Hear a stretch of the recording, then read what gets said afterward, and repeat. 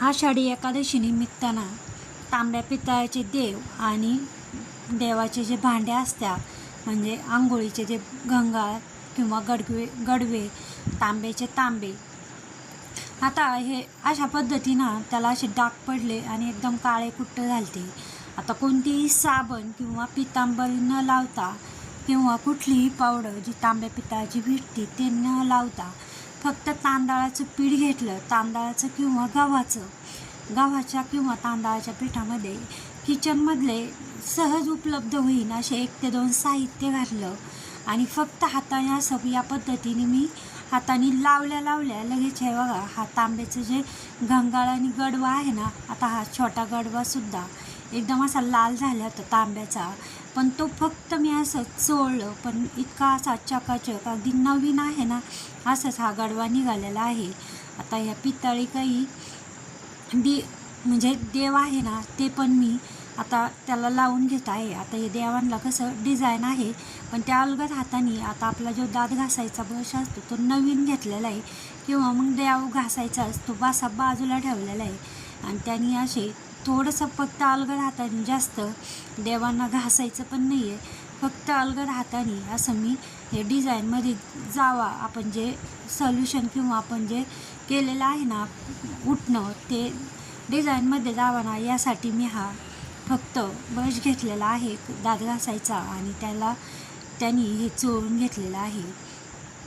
आता हे घंगाळ आहे ना, मी पुन्हा त्याला थोडंसं लावते. आता हे सगळ्या देवांना, तांबे पितळाचे जे देव आहे ना त्यांना सगळं हे उठणं जे आहे ना ते लावून घेतलेलं आहे. कुठलेही साबण नाही किंवा आता देवांना लावायचं आहे म्हटलं कुठलेही साबण किंवा केमिकल न टाकता किंवा पितांबरी न लावता हे किचनमध्ये सहज उपलब्ध होईल असं हे उठणं केलेलं आहे. आणि त्याने अशा पद्धतीने आषाढी एकादशी निमित्त 5 मिनिटामध्ये सगळे देवाचे भांडे आणि देव एकदम चकाचक असे होतील. बघा, विश्वाससुद्धा बसत नाही एवढं चमकायला लागलेलं आहे तांबेच काय पितळीही सगळे चमकायला लागले. आता हे तेलकट झालेले जे दिवे आहे ना ते पण मी घेतलेले आहे, कारण हे जे बनवलं आहे उठणं ते जास्त झालं, म्हणून मग मी ना अजून काही भांडे वाढव आणले ते घासायला, म्हणजे अजून ठेवून दिलेले असतात ते देवाचे, म्हणजे जास्तीचे तामण गडवे असं मी अजून आणलेलं आहे घासायला. आणि ते इतकं असं चोळल्या एकदम चकाकी येत होती ना, तर अजून उत्साह वाढत होता की अजूनही भांडे किंवा मग देव असले ना तांबे पितळाचे ते घासले तेही चालं. आता काय केलेलं आहे, मी हे सगळं घासून ना 5 मिनटं असंच ठेवलेलं आहे एका ताटामध्ये.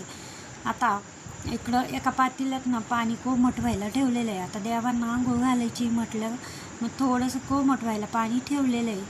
आता हे जे गडवा आणि ते आहे ना ते मी आता इकडं छोट्या पातेल्यांमध्ये धुता येणार नाही म्हणून मग मी तेच साईडला धुवून घेतलेलं आहे. बघा, विठू माऊलींची किती छान असं हे निघालेलं आहे, एकदम चकाचक. आधी कसं होतं आणि आता कसं होतं, आता हे एवढे चकाचक निघताना पाहिल्यानंतर ना शिवचीही मधीच लुडबुड चालू होती. शिव पण हे जे सोल्युशन केलेलं आहे ना ते लावत होता बघा.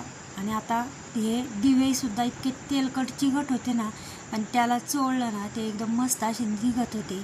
आता बघा, तांब्याचा हा गाडवा जो आहे तो आतमधून सुद्धा एकदम चकाचक असा झालेला आहे बघा. आणि आता हा सुद्धा गडवा जो आहे ना मोठा तो सुद्धा एकदम चकाचक झालेला आहे. आता हे थोडीशी डाग दिसते ना, आपली जी भांड्याची साबण आणि देवाचे भांडे घासायला आपण जी वेगळी घासणी केलेली असते ना त्यांनी थोडंसं हे भांडे घासून घेतले ना 8 दिवस या भांड्यांची चकाचक, कारण आपण काही याच्यामध्ये आंबट साहित्य टाकलेलं आहे, ते आंबट साहित्य निघण्यासाठी आंबटपणा भांड्यांचा पटकन म्हणजे असा निघला आला की पटकन असे त्याला डाग पडत नाही, किंवा ते तांबे पितळाचे जे भांडे किंवा देव असतो ना ते म्हणजे असं 8 ते 10 दिवस एकदम त्याची चकाचकी असते. आता आपण ते उठणं कसं केलं ना ते पाहू सगळ्यात आधी. आता मी इथं काय घेतलेलं आहे, तांदळाचं पीठ 1 वाटी घेतलेली, पण 2 ते 3 चमचे घेतले ना त्याच्यातसुद्धा खूप असं भांडे किंवा आपले देव निघतात.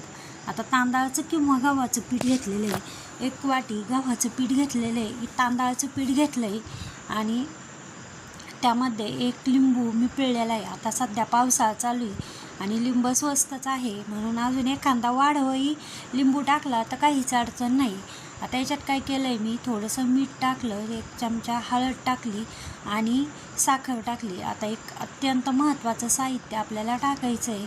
आता ते पण आधी हे मी सगळं मिक्स केलेलं आहे, सगळं तांदळाच्या पिठामध्ये आपण जे हळद, मीठ आणि साखर टाकलेली ना ते. आता मीठ ना मी आपलं जे शेंदव मीठ असतं ना ते घेतलेलं आहे, कारण आपल्याला देव घासायचे आहे आणि म्हणून मग मी शेंदव मीठ घेतलेलं आहे. आणि ते अत्यंत महत्त्वाचं साहित्य म्हणजे आंबट दही.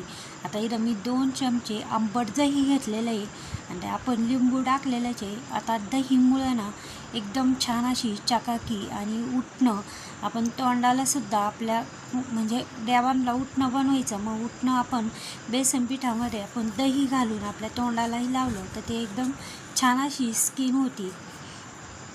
आणि अशा पद्धतीने मी हे उठणं बनवलेलं आहे. एवढेच साहित्य टाकले किचनमध्ये सहज उपलब्ध होतील. आणि आता हे सगळे देव असे भांडे मी जे आहे ना हे तिकडून बेसिंगमधून ना घासून आणलेले आहे.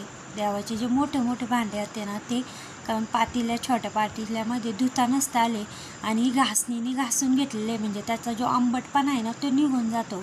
आणि देवही 2 पाण्याने कोमट पाण्याने मी धुतलेले, त्याचा सगळा आंबटपणा निघतो. हे बघा, देवांना एकदम अशी चकाचक असे झालेले आहे, चकाकी आलेली आहे. शिवलाही पाहून एवढा आनंद होत होता की देवच एवढे फक्त ते लावलं आणि त्याला वाटलं म्हणजे मीच एवढे स्वच्छ काढले काय. मग त्याची मध्ये लुडबुड अशी चालू होती. आणि आता हे देव आपले एकदम स्वच्छ असे झालेले तांब्या पितळाचे. आता हे दिवे आहे ना ते दिवे आपलं हे तेलकट काळा दिसत आहे ना ते पुन्हा एकदा साबणीने घासून काढायचे.